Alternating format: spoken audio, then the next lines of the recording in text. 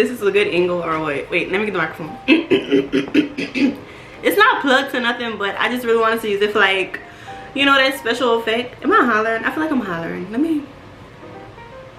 You know how sometimes, like, you just got some stuff you want to get off. Oh.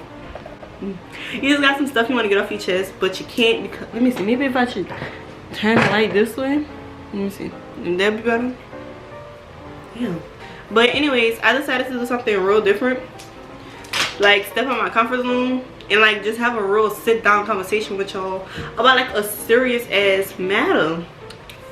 Okay. So, you ready? You ready? You ready? Okay. So, tonight we are going to be talking about the Silk Road, okay? It's a little lengthy for me.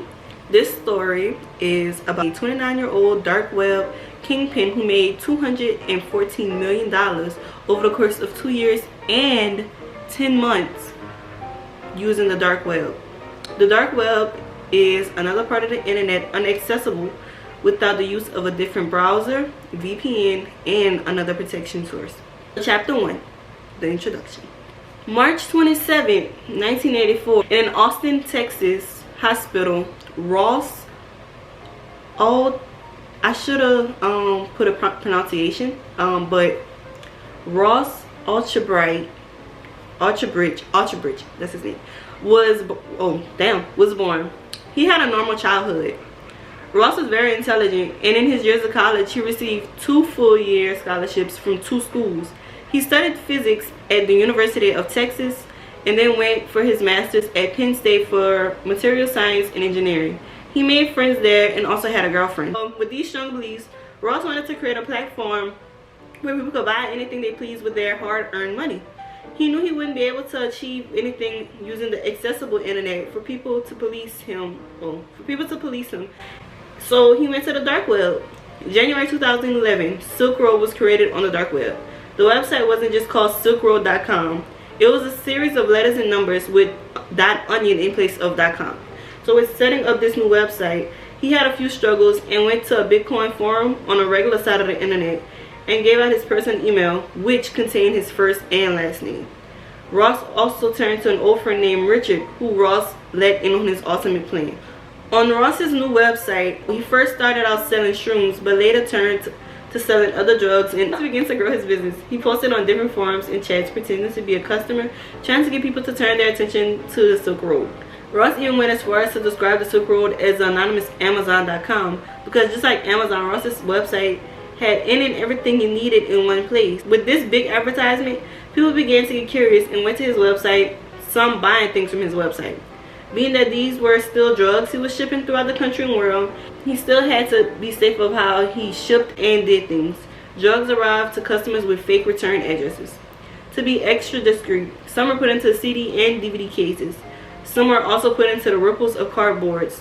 Trying to avoid any attention, he went as far as printing mailing labels, then handwriting them, which was his first mistake. So in June of 2011, an agent with the Department of the Homeland Security named Jared learned that a small meat package with a printed address was meant to pass through the Chicago O'Hare International Airport, containing a single ecstasy pill, which he found suspicious because ecstasy pills were shipped in bulk. So Ross and his business began flourishing. It started off 2 to 3 packages a day, then about 50 packages a day, then 1,000 plus a day. Many packages came from the Netherlands, which the Netherlands were known for their source of drugs. So while Jared began to do his digging, he went to the address where the package was meant to be delivered, and the roommate of the customer opened the door and told Jared the pill came from a website called the Silk Road. Jared never heard of this, so he looked it up and found an article about it on a website. The article was written by Adrian Chen in June 2011, which gave an overview of what the Silk Road was. The article had over 3 million views and had everyone looking for a way to access Silk Road. Of course, people enjoyed the convenience of cutting out a drug dealer who could have, have the intentions of robbing and scamming you. While some enjoyed this new luxury, some didn't. That some being Chuck Schumer and the U.S. government. The U.S. government was not only concerned about drug sales, but was also concerned about a possible terrorist organization entering the country and harming Americans.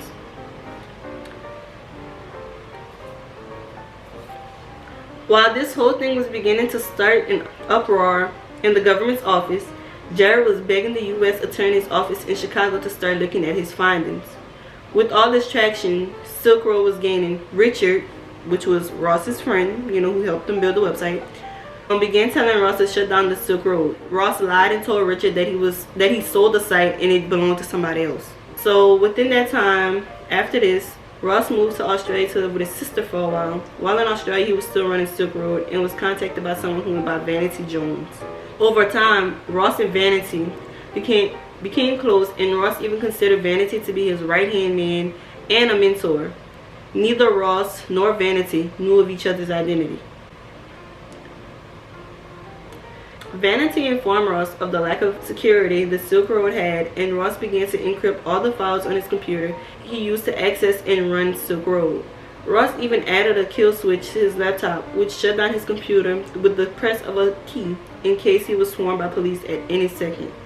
He made a master plan, which included, of course, the escape plan, a new location, and a new identity. Vanity helped Ross come up with a pseudonym, a nickname for Silk Road, which was Dread Pirate Roberts.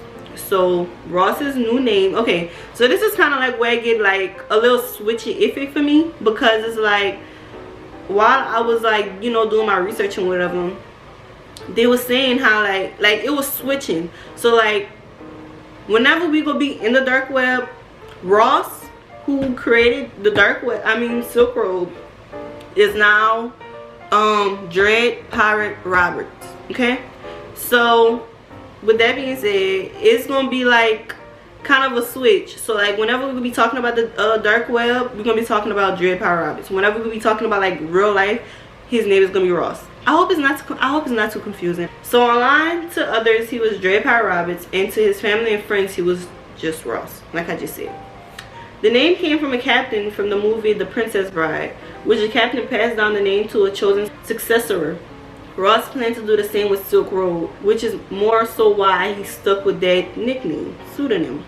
Variety wanted Dread Pirate Roberts to see how big Silk Road could be, and with that confidence or push, that encouraged Ross to write in a journal that Silk Road was going to be a phenomenon, and one person would unknowingly tell Ross about the Silk Road. The feds had no idea who the mastermind behind the Silk Road was. Both FBI and DEA wanted to be the ones to figure out who was Dread Pirate Roberts. Jared wanted to know how Silk Road operated, and to do so he bought drugs on 52 separate occasions.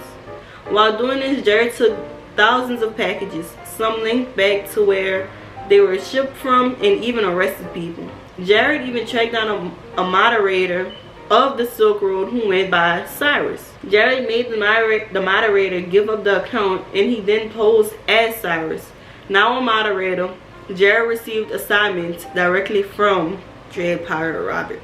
So being that the FBI and the DEA were both on the case, Jared wasn't the only one posing as an employee of the Silk Road. Carl, who went by Knob on the Silk Road, was a DEA agent who worked in Baltimore pretending to be a drug dealer from the Dominican Republic who smuggled millions of dollars worth of cocaine and heroin into the US each year.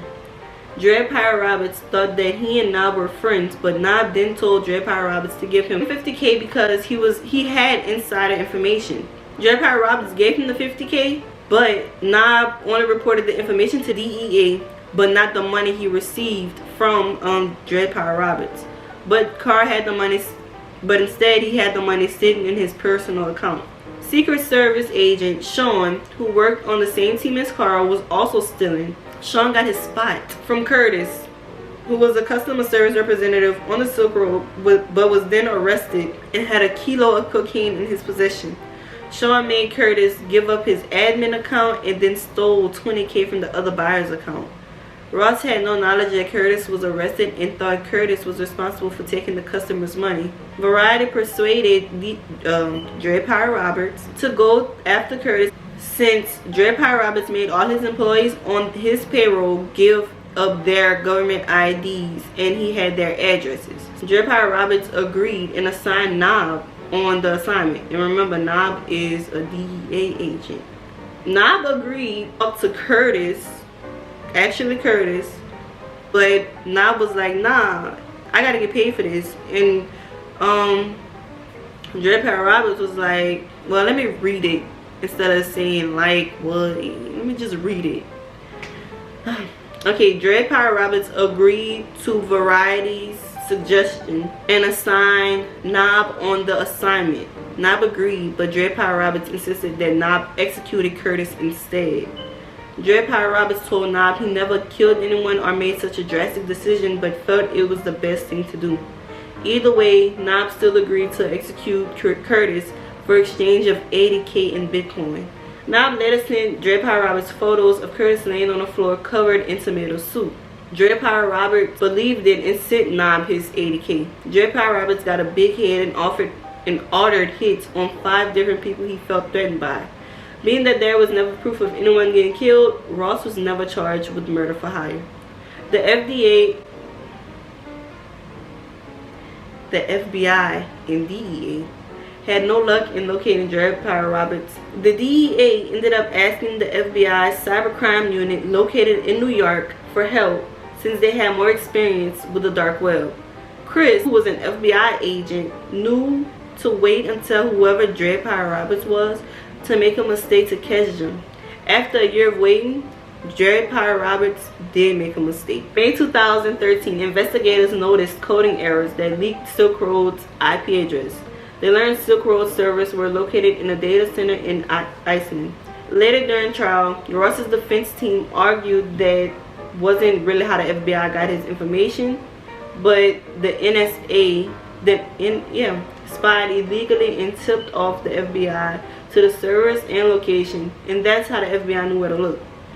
Chris flew to Iceland where the servers were located, and the authorities in Iceland gave Chris a hard drive with information from the servers. On his hard drive, the FBI could see the number of transactions made, who logged in and out. They identified the computer Dread Pirate Roberts used to log onto Silk Road was named Frosty. FBI also knew that Dread Pirate Roberts was logging in with an encryption key that ended with Frosty at Frosty. The FBI also knew Dread Pirate Roberts was in San Francisco, but used VPN. They didn't have a known suspect of who Dread Pirate Roberts was. So in spring of 2012, Ross did in fact move back to the US from Australia and moved in with a childhood friend in San Francisco. The FBI tried a new approach, following the money. Gary worked for the IRS and was assigned to follow the money trail. While doing so, Gary discovered who Dread Pirate Roberts was. Gary knew that whomever ran Silk Road had interest in the idea of it becoming a reality and published into the article made in 2011. So Gary made Google searches about the Silk Road before 2011 and came across Ross's first post about finding shrooms on the dark web So Gary Google searches about the Silk Road before 2011 and came across Ross's first post about finding shrooms on this website called Silk Road on the dark web. Gary made note that the username was Altoid. So the person who posted about those shrooms, their username was Altoid.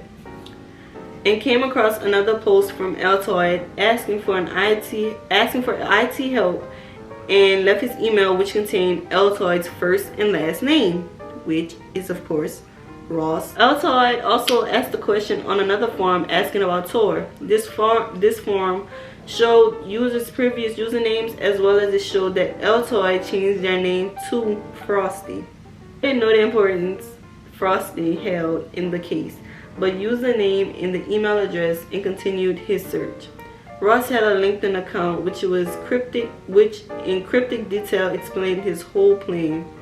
July 2013, U.S. Customs and Border Protection officers intercepted 9 fake IDs coming from the U.S. from Canada.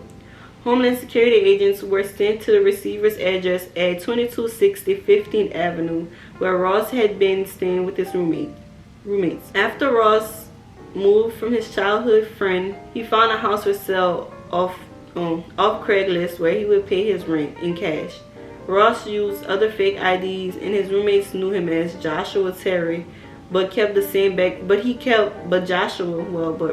kept the same backstory/life story. He told his roommates he worked for an IT company.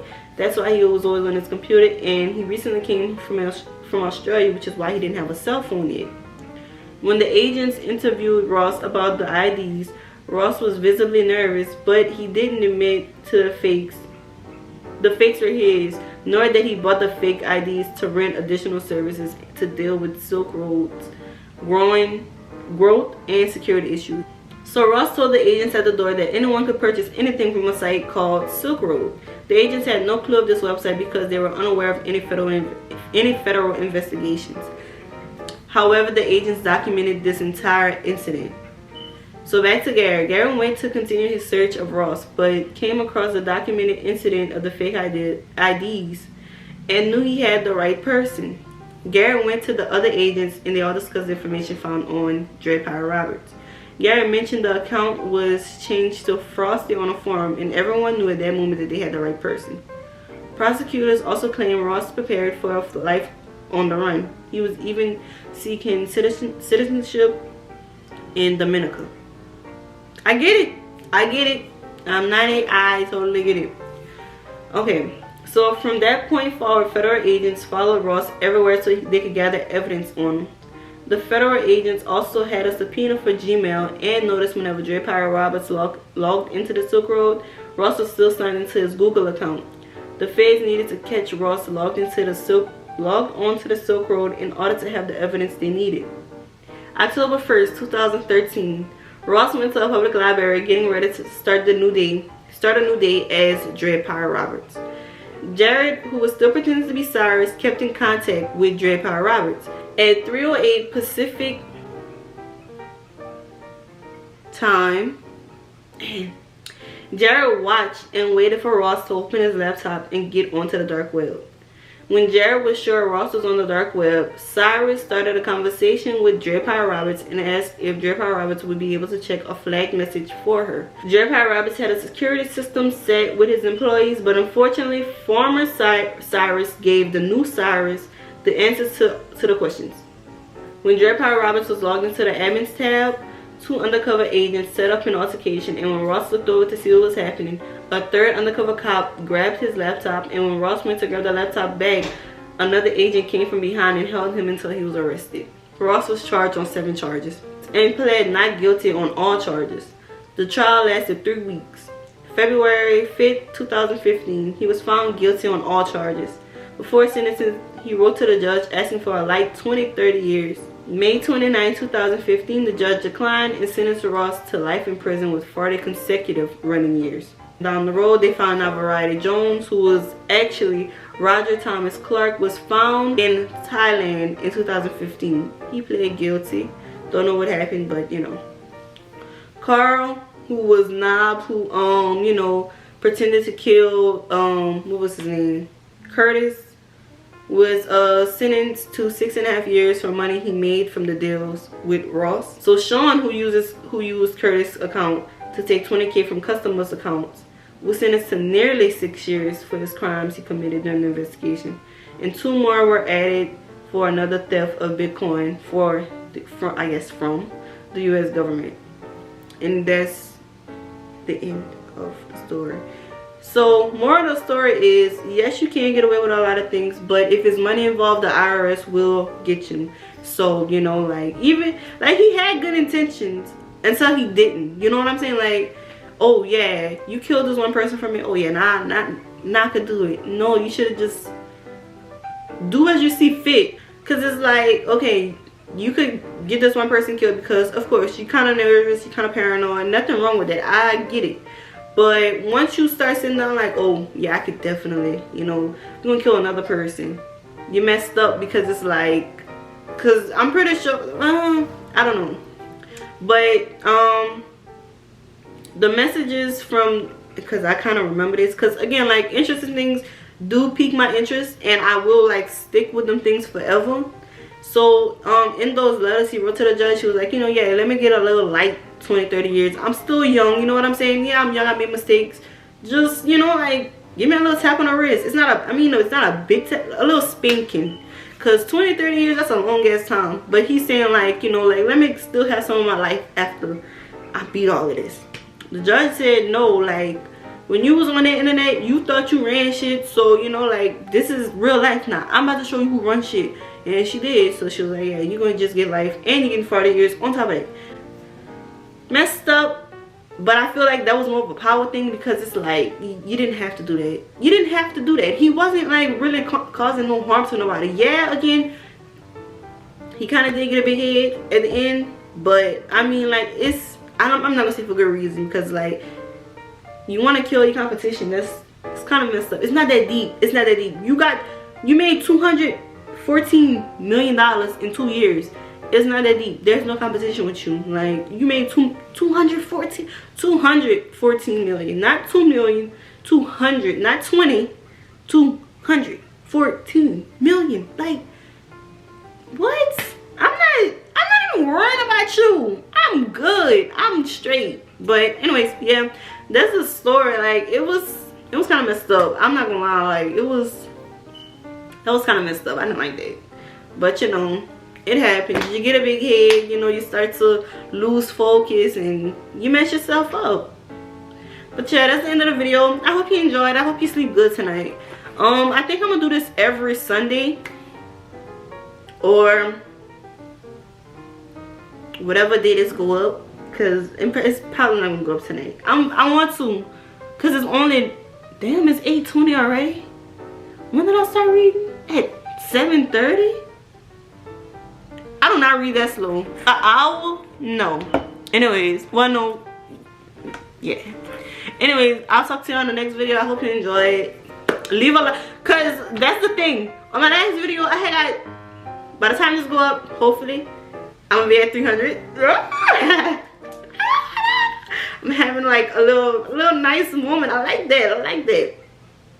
But like the last time, I got one new subscriber, and I love her. I love you so much. Thank you. I appreciate it.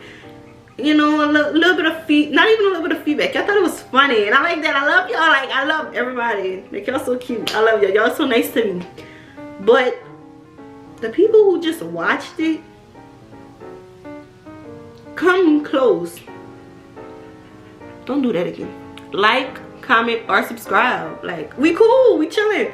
It's not always be the same thing, you know. Like, yeah, I'm sorry. I didn't know how to start off my video and everything, but you know, like, I'm sorry. I'm learning. You can obviously see I'm learning. Come on now. You don't see how sporadically I post? Give me a chance. Give me a chance. That's all I'm asking. Just give me a chance. Anyways, y'all have a good night, and I'm gonna see y'all. Hi to it. Okay, I'm gonna see y'all later. Y'all have a good night.